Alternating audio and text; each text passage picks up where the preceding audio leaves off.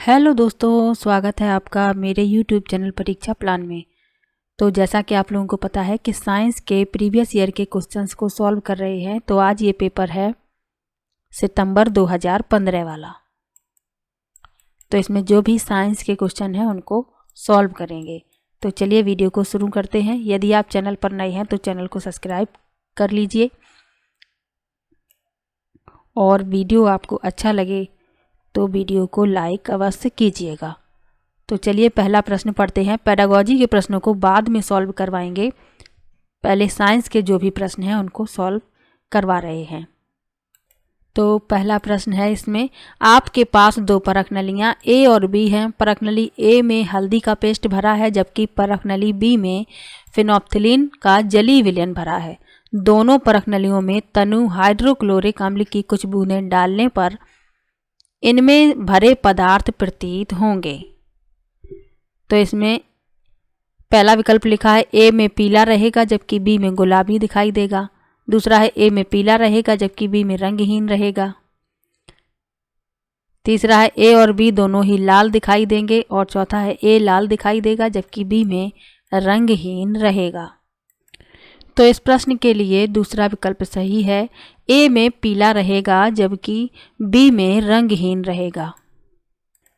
तो हल्दी जो है वह प्राकृतिक सूचक है और यह अम्लीय विलयन में पीला रंग देती है, और फिनोप्थिलीन जो है अम्लीय विलयन में रंगहीन रहता है। दूसरा विकल्प इसमें सही है। अम्ल और क्षार के विषय में भी जानना आवश्यक है। तो अम्ल जो है इनका स्वाद खट्टा होता है और क्षार इनका स्वाद कड़वा होता है। अगला प्रश्न है, अनीता परख नली में सोडियम हाइड्रोक्साइड का ताज़ा विलयन तैयार करती है। वह उसमें एल्युमिनियम की पन्नी का एक छोटा सा टुकड़ा डालती है और माचिस की जलती हुई तीली परख नली के मुंह के पास ले जाती है। वह पॉप की आवाज़ सुनती है। पॉप की आवाज़ की उपस्थिति की ओर संकेत करती है। पहला विकल्प है जल गैस, दूसरा है ऑक्सीजन गैस, तीसरा है हाइड्रोजन गैस और चौथा है एल्युमिनियम गैस। तो पॉप की जो ध्वनि है वह हाइड्रोजन गैस की उपस्थिति का संकेत करती है। तीसरा विकल्प इसमें सही है। अगला प्रश्न है, जब जल तरल से गैसीय चरण में रूपांतरित होगा तब निम्नलिखित में से कौन सा एक बदलाव होगा। पहला विकल्प है कणों के आकार में बदलाव, दूसरा है कणों की संरचना में बदलाव, तीसरा है कणों की दूरी में बदलाव और चौथा है कणों के रंग में बदलाव। तो जब जल गैसीय चरण से तरल से गैसीय चरण में रूपांतरित होता है, यानी तरल से गैस में बदल रहा है, तो इसके कणों की दूरी में बदलाव होगा। तीसरा विकल्प इसमें सही है, क्योंकि गैस में कण एक दूसरे से दूर होते हैं और कणों के बीच आकर्षण बल नगण्य होता है और वे स्वतंत्र रूप से आगे बढ़ सकते हैं। तीसरा विकल्प इसमें सही है, distance between the particles change. अगला प्रश्न है, निम्नलिखित में से किस ईंधन का ऊष्मीय मान सबसे अधिक है। पहला विकल्प है कोयला, दूसरा है पेट्रोल, तीसरा है डीजल और चौथा है हाइड्रोजन। तो ऊष्मीय मान अधिक होगा हाइड्रोजन का। चौथा विकल्प इसमें सही है। ऊष्मीय मान को ही कैलोरी मान भी कहते हैं, तो ये भी याद रखिएगा। अगला प्रश्न है, कॉलम ए के जीवों का मिलान कॉलम बी में दिए गए उनके कार्य से कीजिए। मिलान करना है तो चलिए मिलाते हैं। लैक्टोबैसिलस, तो इसका कार्य है दही का जमना। प्रोटोजोआ मलेरिया से मिलाएंगे। राइजोबियम नाइट्रोजन स्थिरीकरण और विषाणु एड्स। तो इस क्रम में पहला विकल्प सही होगा। अगला प्रश्न देखते हैं, निम्नलिखित में से सही कथन चुनिए। लिखा है सभी रंगों की पत्तियां प्रकाश संश्लेषण करती हैं। दूसरा है पौधे क्लोरोफिल की अनुपस्थिति में भी प्रकाश संश्लेषण कर सकते हैं। तीसरा है केवल हरी पत्तियों वाले पौधे ही प्रकाश संश्लेषण कर सकते हैं और चौथा है केवल पत्तियों में ही प्रकाश संश्लेषण होता है। तो इस प्रश्न में पहला विकल्प सही है, सभी रंगों की पत्तियां प्रकाश संश्लेषण करती हैं। तो प्रकाश संश्लेषण क्या है? वह प्रक्रिया जिसके द्वारा हरे पौधे और कुछ अन्य जीव सूर्य के प्रकाश का उपयोग कार्बन डाइऑक्साइड और पानी से पोषक तत्वों को संश्लेषित करने के लिए करते हैं। तो इस क्रिया को प्रकाश संश्लेषण कहते हैं और यह सभी रंगों की पत्तियों में होता है। पहला विकल्प इसमें सही है। अगला प्रश्न है, रीमा अपनी दोस्त को बताती है कि भिंडी एक फल है। उसकी दोस्त सहाना उससे असहमत है। निम्नलिखित में से कौन सा कथन सत्य है? पहला विकल्प है भिंडी एक सब्जी है अतः वह फल नहीं हो सकती। दूसरा है भिंडी को पकाकर खाया जाता है अतः वह एक सब्जी है। तीसरा है भिंडी में बीज होते हैं इसलिए वह एक फल है। और चौथा है भिंडी में बीज होते हैं इसलिए वह एक सब्जी है। तो इस प्रश्न के लिए तीसरा विकल्प सही है, भिंडी में बीज होते हैं इसलिए वह एक फल है। अगला प्रश्न है, जब हम क्रोध में, शर्मिंदगी या चिंता में होते हैं तब हमारे शरीर का कौन सा हार्मोन तनाव समायोजन में हमारी मदद करता है? पहला विकल्प है थायरॉक्सिन, दूसरा है एड्रीनेलिन, तीसरा है इंसुलिन और चौथा है एस्ट्रोजन। तो इस प्रश्न के लिए दूसरा विकल्प सही है, एड्रीनेलिन। तो जब हम क्रोध में, शर्मिंदगी या चिंता में होते हैं तब हमारे शरीर का एड्रीनेलिन हार्मोन तनाव समायोजन में हमारी मदद करता है। थायरॉक्सिन जो है यह थायराइड ग्रंथि से स्रावित होने वाला हार्मोन है। इंसुलिन अग्नाशय द्वारा स्रावित होने वाला हार्मोन है। और एस्ट्रोजन जो है एक महिला स्टेरॉयड हार्मोन है जो अंडाशय द्वारा प्रोजेस्टेरोन के साथ स्रावित होता है। तो इनके बारे में भी जानना आवश्यक है। अगला प्रश्न है, निम्नलिखित पौधे के खाने योग्य भाग को खंड 2 से मिलाइए। यानी खंड 1 में दिए गए पौधे के खाने योग्य भाग को खंड 2 से मिलाना है, यानी मिलान करना है। तो जड़ होती है गाजर, इसे डी से मिलाएंगे।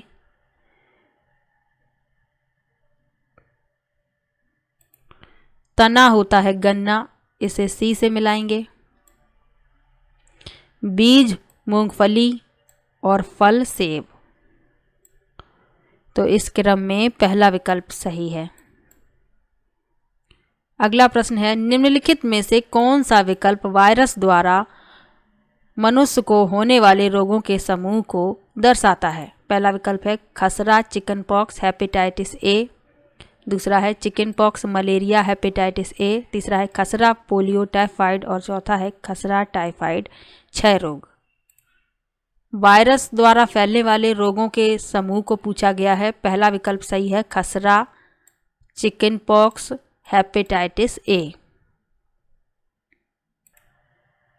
अगला प्रश्न है, निम्नलिखित में से कौन सा विकल्प स्वपोषियों के समूह को दर्शाता है? तो स्वपोषी किन्हें कहते हैं? जो प्रकाश संश्लेषण द्वारा अपना भोजन स्वयं बनाते हैं, स्वपोषी कहलाते हैं। तो इसमें जो समूह स्वपोषियों का है वह बताना है। तो इसमें पहला विकल्प सही है, शैवाल, पालक, टमाटर और केला। ये स्वपोषी है, पहला विकल्प इसमें सही है। अगला प्रश्न है, मानव पोषण में पोषक तत्वों की आवश्यकता, भोजन ग्रहण करने की विधि और शरीर में इसका उपयोग विभिन्न चरणों में होता है। इन चरणों को उस क्रम में लगाइए जिस क्रम में ये शरीर में होते हैं, यानी इन्हें क्रम से लगाना है। तो सबसे पहले होता है अंतर्ग्रहण,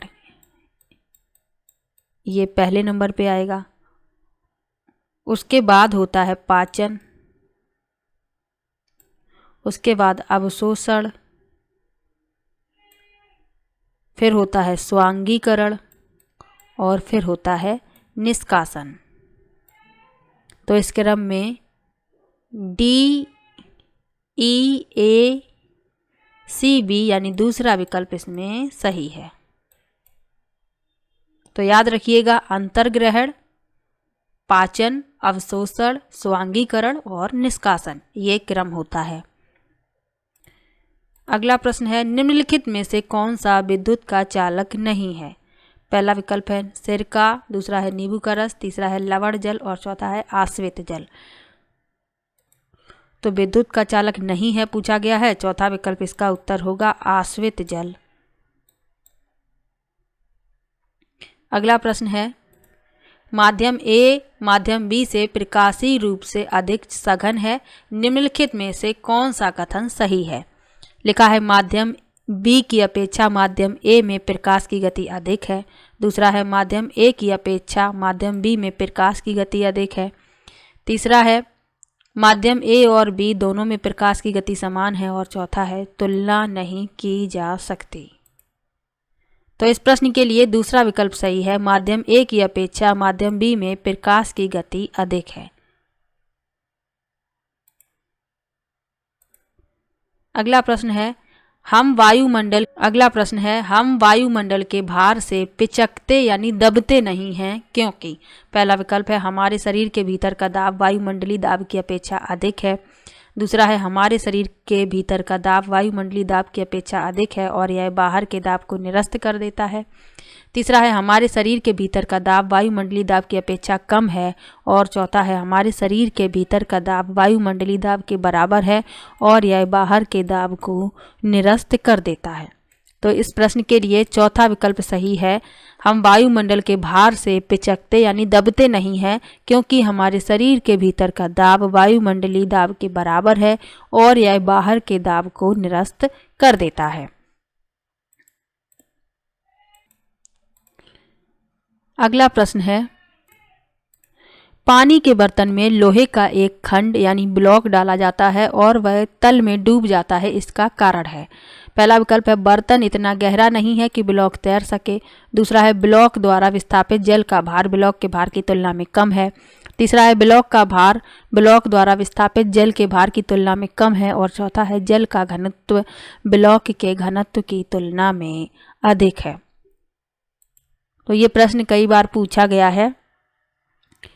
तो लोहे का एक टुकड़ा जो है वह जल में डूब जाता है क्योंकि ब्लॉक द्वारा विस्थापित जल का भार ब्लॉक के भार की तुलना में कम है, इसीलिए वह लोहे का जो टुकड़ा है वह जल में डूब जाता है। अगला प्रश्न है निम्नलिखित में से कौन सा कथन गलत है। Which one of the following statement is incorrect. पहला विकल्प है एक ढोल निम्न आवृत्ति पर कंपित होता है इसलिए वह निम्न तारत्य की ध्वनि उत्पन्न करता है। दूसरा है एक सीटी की उच्च आवृत्ति है इसलिए वह उच्च तारत्य की ध्वनि उत्पन्न करती है।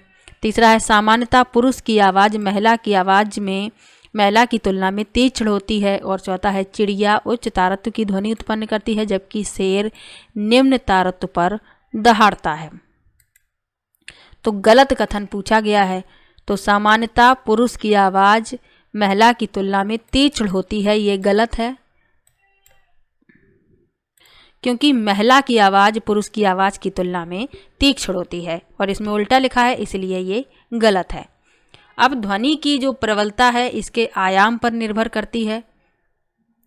जब कंपन का आयाम अधिक होता है तो उत्पादित ध्वनि प्रबल होती है, जब आयाम निम्न होता है तो उत्पादित ध्वनि निर्बल होती है।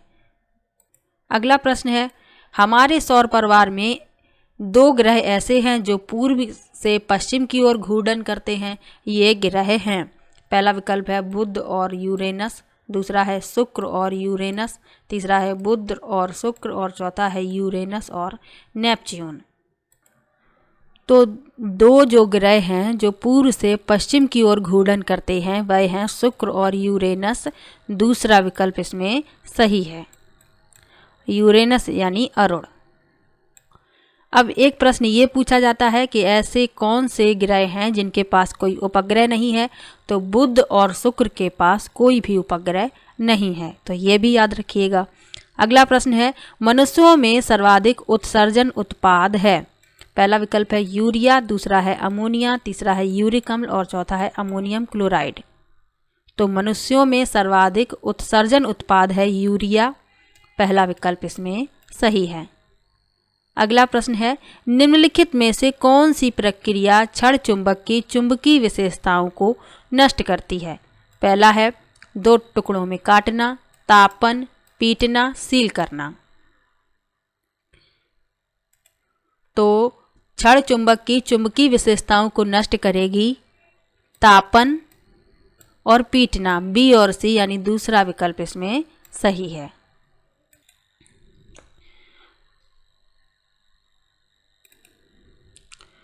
तो मिलते हैं नेक्स्ट वीडियो में। यदि आपको किसी भी प्रश्न में किसी भी प्रकार का डाउट हो तो कृपया कमेंट बॉक्स में ज़रूर लिखिएगा।